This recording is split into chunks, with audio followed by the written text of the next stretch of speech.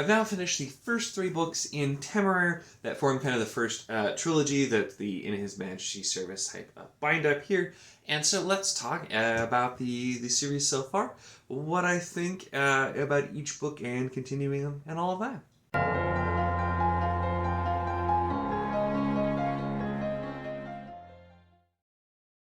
Hello and welcome to my channel. In this video we're going to be talking about In His Majesty's Service, which is the first 3 books of Temeraire, which includes His Majesty's Dragon, the Jade Throne, and Black Powder War. I figured I'd get out this beautiful version, which is the Grim Oak leather bound with this beautiful dust jacket, which includes the art as well, because my wife got this for me after how much I loved the first one here. And yeah, I want to kind of talk about this because I talked a lot in my review of the first book, His Majesty's Dragon. It was just not at all what I expected. I really loved it. I still do. And overall, I mentioned in my wrap-up too, was my favorite one is still the first one. And I kind of want to talk about why, but also talk about the other things that this series is doing. And so I do have a full in-depth review on the first book, which I will link if you want to hear more about my thoughts there. But I'm not going to go into that level of detail here. Obviously, we'll start talking about it. But some of the things that stood out so much to me about the first book is that it has such a different approach to quote-unquote Dragon Rider fantasy than what you normally get. Because I feel like with Dragon Rider fantasy, usually you're thinking more YA kind of feel. You know, it's the young boy gets his dragon and they go off on adventures, and this is anything but that. And that's what is so interesting with the setting being during the Napoleonic Wars, with the person who's getting the dragon being an adult who is the captain of a ship. He's part of the Navy. And so the way we have our Captain Lawrence and his a lot of the stuff that we're dealing with the character also involving him, but then also having Temeraire the Dragon, which is a fantastic character. And so much of the things that I love too is the subversion of those tropes, because things work out really, really differently when you have an adult person. In general, I feel like being your Dragon Rider, and we're dealing with him feeling out of place because he has to move to the Air Corps, because in these books, it's just another branch of the military that uses dragons, and we're just looking at basically our world, but with dragons, and they have military uses. So we get all that, and then we also get Temeraire, the character, kind of learning about the world and figuring things out along with Lawrence, and it's those interactions that I really, really enjoyed, and that's what made me fall in love with the first book. So we have a bit of a change in setting in the next 2 books, and I think some of it's why I wasn't the biggest fan of some parts, although I still really had a good time. In book 2, The Jade Throne, the basic plotline is they're traveling to China on a ship, and a very large amount of the book is the travel on the ship. These are not long books, and I remember seeing that the audiobooks for these, there are abridged versions, and I'm like, what are you abridging? They're pretty short. After reading book 2 especially, I'm like, I do see how you could probably have cut this down, because they're not super long. When you have even a book that's not very long and you're spending so much time traveling, it did seem to drag a little bit. And then toward the end of that one, once we get where we're going, we start with the other plot lines. There was a lot of great stuff happening as well. But that was the thing. I think it's just we spent a bit of time with that. It seemed like book 3 we were going to do a lot of travel as well too. We are definitely doing travel, but there was a lot more that happened. And we get some more of the fun interactions and the action, that kind of thing happening as well.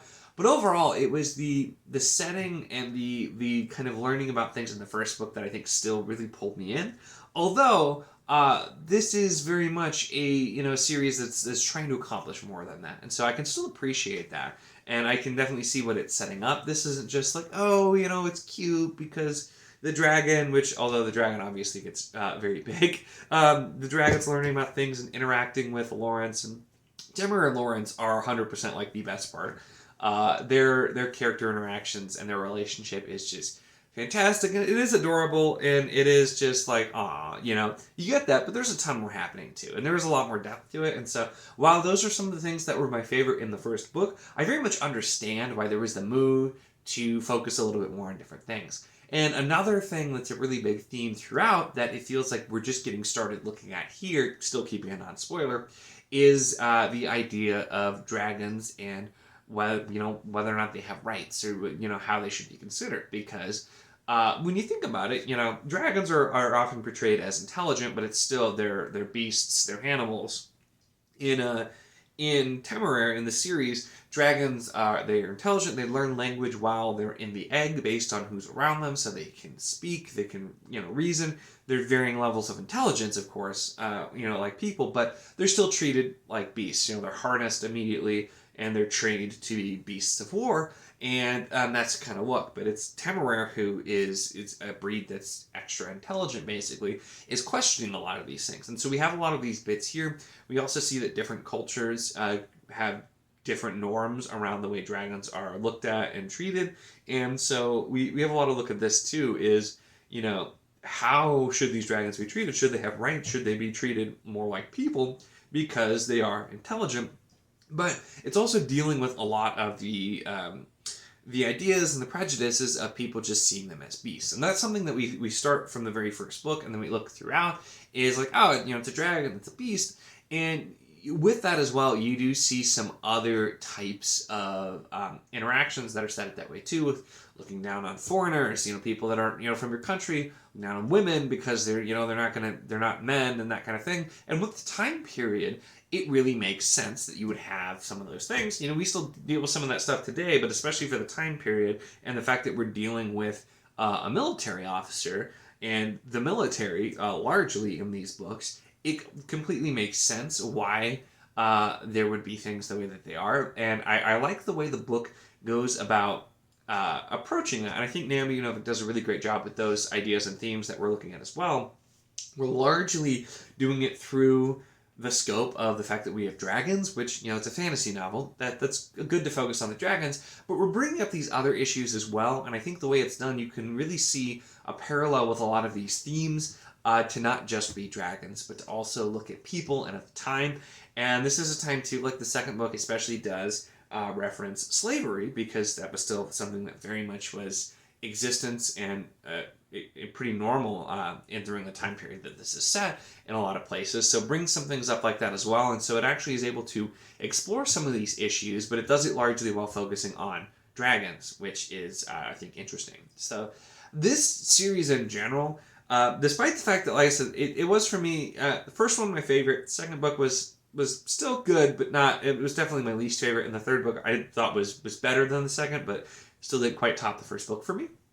But in general, I just think this has been such a unique take on Dragon Rider fantasy in general.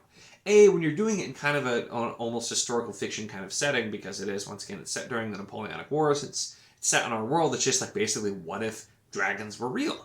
And that's something I commented with the first book. There are a lot of references to different areas, and whatever their mythos around dragons was and were, those are the kind of dragons they kind of have. So it's just like, what if just dragons were real? There's different breeds and clans all over the world, and then we're just going to roll with the story with it. So I think it's a really great idea, and it makes it really unique in the way that it is accomplished. And also the battle scenes and the action scenes we have here when we have dragons, which are huge. I mean, they have harnesses, they have whole crews that have guns and other things. You literally you have terms like that you might try to board another dragon, that kind of thing. So seeing these big fight scenes, you do get some kind of throughout, were really, really cool. And so I also just think it was such a unique way to do that as well. And just looking at how having dragons would change battles and tactics and things to do there. And so once again, I think the author does a really good job with bringing a lot of those things up and showing it. And we got some of that in the first book, which I really liked. And then we had more of it in the third as well, where we got to get focused a little bit more. So like I said, the third book did bring back a lot of what the elements that I really missed from the first book that I didn't get as much of in the second book, for sure. But it's still one of those things where, like, I am just a little bit worried, because I have heard people, usually they say like the first three are like really, really good and the rest are good, but not quite the same. So I'm like, I'm a little concerned. And I do plan to continue. I don't know specifically when, but I'm curious to see what I will think, because so far it's although I certainly enjoyed this, and I would say this is probably still, like around 4-ish stars or so overall as a trilogy with these first books. The first one being very, very easily 5, the last one being probably 4-ish, maybe a little bit higher. The middle and me, maybe a little lower. So still averages out to something I really enjoyed. And like I still love this absolutely beautiful copy as well. So no regrets with this because so beautiful as well. But yeah, it's one of those things where I was really, really pleasantly surprised with the first book. I enjoyed it so much more than I thought I was going to. And then the other two, which I went in like, great, let's see what's next. I was like, I was a little bit more whelmed. Not necessarily super underwhelmed, but I was pretty whelmed with the next two books overall. But I still think there's a lot of great stuff here. And like I said, the bigger points on the themes and the things that we're exploring seem like we're really setting up to look at it quite a lot more. So I'm interested to see how that works. The first book is really the only time that we were at the kind of the main setting where we're actually like in England. We're around a bunch of other the dragons and the people and the other military parts. And we were in different places in smaller groups in the second one. But the way that some things were introduced, I think, just once again, did a really good job. And just the interactions throughout of Temeraire interacting with people, but especially Temeraire and Lawrence, the way that character relationship between man and dragon was written was just so effective and just so enjoyable to read. And it's for both parts, because I think Lawrence is a fantastically written character, and I really think it was a really smart idea to have somebody who's very set in their ways, who's an adult, who has a very specific way of doing things because of his background in the Navy.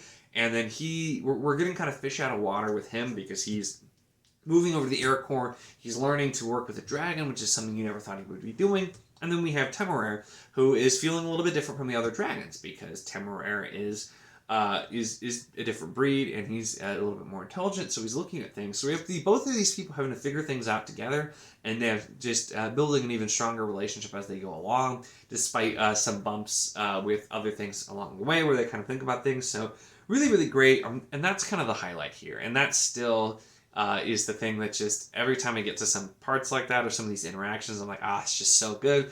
And I do think the third book as well, the specific way it ends, which I obviously can't say, it's not like it wouldn't be like a huge spoiler, but without the context, it wouldn't have it. But the very ending of the third book, something about it, I thought it felt so perfect with what was done and the way that it did end, and I really enjoyed it. And just the different ways that we've explored different thoughts, elements, and having still, like I said, the historical fiction kind of pieces as well, but involving dragons. It's still a series, and with these three books that really gets my imagination going into something that I still was very, very much enjoyed. So I did really enjoy these overall, and I would be curious to hear. I know probably a ton of people have read these because very late to the party on my part with getting this. So let me know your thoughts on anything I said. Based on my thoughts, kind of hear what you think I'll think of the later books if you read those as well. If you agree, disagree with anything that I said here. As well, or what were some of the things that you really enjoyed for it. But overall, really solid series. I will definitely be continuing.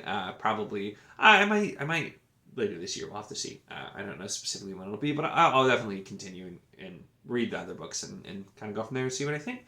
But that's really it for this one. So like I said, let me know your thoughts on Temeraire or anything that I said here in the comments. Make sure to give the video a like if you enjoyed it. Check the link in the description, as always, for the Wizard of the Enclave Discord. If you want to chat books, whether this book, other books, really anything at all, it's a lot of fun. We'd love to have you. And of course, if you enjoy my content, make sure to subscribe.